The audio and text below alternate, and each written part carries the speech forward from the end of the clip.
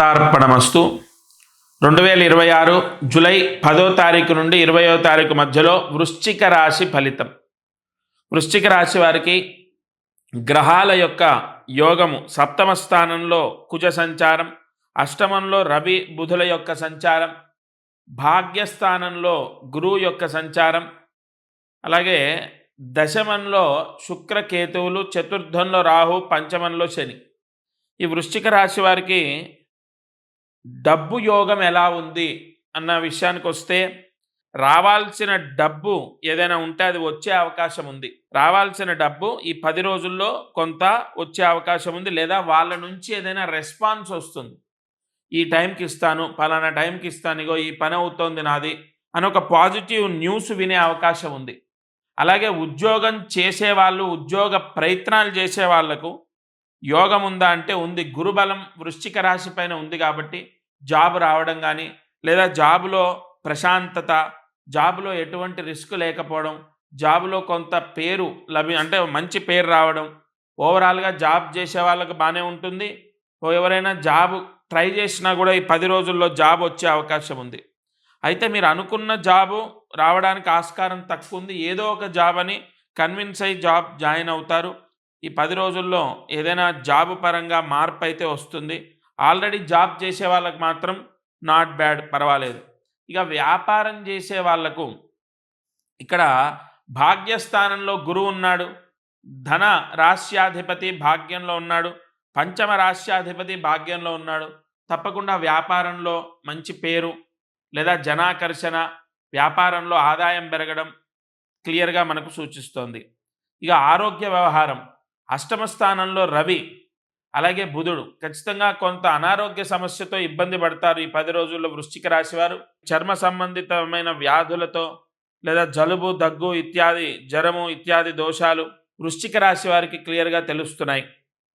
ఇక ఇంట్లో చిన్న చిన్న మనస్పర్ధలు, గొడవలు కూడా అవుతాయి. భార్యకు భర్తకు మనస్పర్ధలు, గొడవలు జరిగే అవకాశం 100% ఇక్కడ తెలుస్తోంది.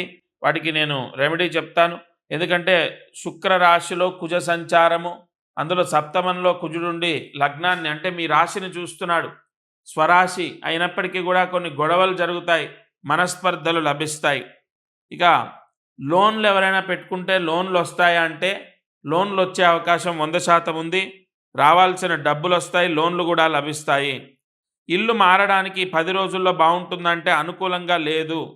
అలాగే ఈ విదేశాల్లో ఉన్న వాళ్ళకు కూడా మంచి జరిగే అవకాశం క్లియర్గా తెలుస్తోంది. ధనపరంగా వీసా విషయంలో అనుకూలత కనపడుతోంది, ఉద్యోగ విషయంలో అనుకూలత కనపడుతోంది. అయితే మీరు అనుకున్న జాబ్ రాకపోయినా, అంటే ఆ శాలరీ మీరు ఎక్స్పెక్ట్ చేసిన శాలరీ రాకపోయినా మీరు జాయిన్ అవ్వండి. ఈ 10 రోజుల్లో విదేశాల్లో ఉన్న వాళ్ళకు కూడా పెద్దగా ప్రమాదాలు, ఇబ్బందులు అయితే లేవు. ఇక చదువుకునే పిల్లలకు వృశ్చిక రాశి వారికి ఎలా ఉంటుందంటే, గురువు యొక్క దృష్టి వృశ్చిక రాశి పైన ఉంది కాబట్టి బ్రహ్మాండంగా చదువుతారు, చెప్పిన మాట వింటారు, మారుతారు. ఆల్మోస్ట్ ఈ 10 రోజుల్లో వాళ్ళకి ఎటువంటి అనారోగ్య సమస్యలు ఉండవు.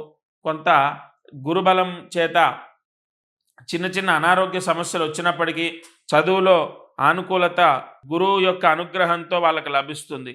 ఇక వృశ్చిక రాశి వారు చేయవలసిన పరిహారాలు, 10వ తారీఖు నుండి 20వ తారీఖు మధ్యలో 19వ తారీఖు ఆదివారం రోజు, ఆ రోజు స్కంద పంచమి, ఆ రోజు తలస్నానం చేయండి. మీకు సంపూర్ణ గ్రహదోషాలు తొలగిపోతాయి. ఇక వృశ్చిక రాశి వారు చేసుకోవాల్సినటువంటి పారాయణం ఈ 10 రోజుల్లో సుబ్రహ్మణ్య స్వామి అష్టోత్తర పారాయణ చదివినా లేదా విన్నా మీకు విశేష ధనయోగము సంభవిస్తుంది. దగ్గరలో ఏ దేవాలయం దర్శిస్తే మంచిది అన్న విషయానికి వస్తే, తప్పనిసరిగా శివాలయానికి వెళ్తే ఈ వృశ్చిక రాశి వారికి పరమేశ్వర అనుగ్రహంతో గ్రహదోషాలు తొలగిపోతాయి, పాంచభౌతిక దోషాలన్నీ తొలగిపోతాయి, ఆరోగ్య యోగము కలుగుతుంది, ఇంట్లో గొడవలు చికాకులు తొలగిపోతాయి.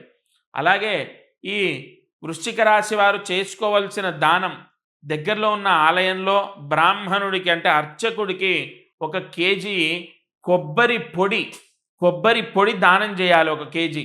ఈ దానం చేసుకుంటే సంపూర్ణ అష్టమ స్థానంలో అష్టమాధిపతి ఉండడం, అష్టమ రాశిలో మళ్ళీ రవి సంచారం చేత ఆ దోషం ఏదైతే ఏర్పడుతుందో వృశ్చిక రాశి వారికి ఆ దోషాలన్నీ ఈ దానం చేత పోతాయి. తద్వారా ఈ 10 రోజుల్లో ఆరోగ్యం బావుంటుంది. ఇంట్లో గొడవలు, చికాకులు అవ్వవు. ఈ 10 రోజుల్లో ఈ చిన్న దానం చేత మీకు విశేష ధనయోగం కూడా సిద్ధిస్తుంది. ఈ వృశ్చిక రాశి వారి పరిహారాలు ఆచరించండి.